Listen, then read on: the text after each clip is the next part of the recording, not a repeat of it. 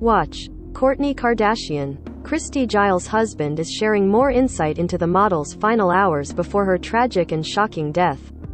In an exclusive interview with E! News, Jan Cilliers recalled the final conversations he had with his wife before she died from multiple drug intoxication due to what the medical examiner's office has ruled a homicide. "The last time I spoke to her was the night that she went out," Cilliers told E! News. "We've been texting the night she went out. I was up on the way to San Francisco and she was out on the beach watching the sunset, saying she wished that she could watch the sunset with me. Then, she texted me later that night as well," Cilliers continued. "I was already asleep, and then when I woke up, I tried to make contact with her multiple times. I couldn't get through to her, but we share each other's location. I didn't recognize the address that she was at. She wasn't responding to my messages. Then, the next time I looked, her location had moved to the Culver City emergency room." On November 13, Giles, 24, and her friend Hilda Marcella Cabrales Arzola, 26, were each left unresponsive outside two different hospitals in the Los Angeles area after a night out.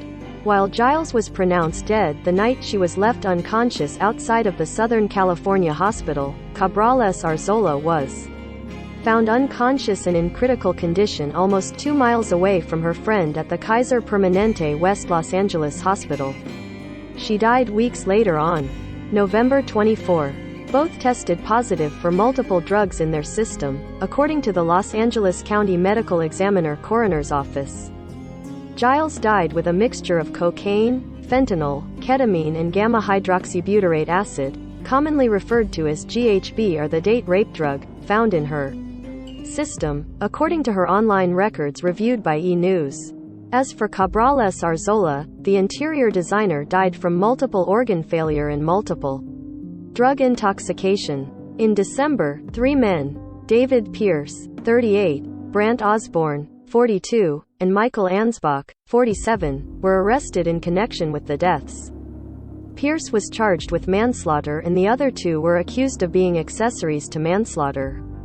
Osborne and Ansbach were released from police custody the same month, while Pierce remains in custody on $3.4 million bail from sexual assault charges unrelated to Giles and Cabrales Arzola's cases. While police continue to investigate and accept tips from the public, Cilliers is hoping to keep his wife's memory alive by speaking out and sharing parts of their love story. After first meeting at an art gallery in West Hollywood, the couple had their first date on Valentine's Day in 2019. They were married in August of that year. "I thought she was attractive," Cilliers said when recalling his first encounter with Giles.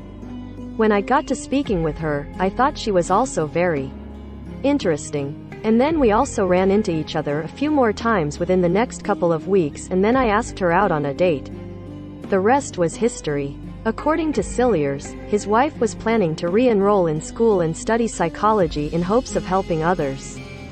"She lived her life to the fullest," he said. "She was very kind to everybody around her. She also didn't take any nonsense. She cared very much for the environment. She did multiple beach cleanup events outside our place. And she had a great group of friends that loved her and admired her. She brought a lot of joy to a lot of people's lives."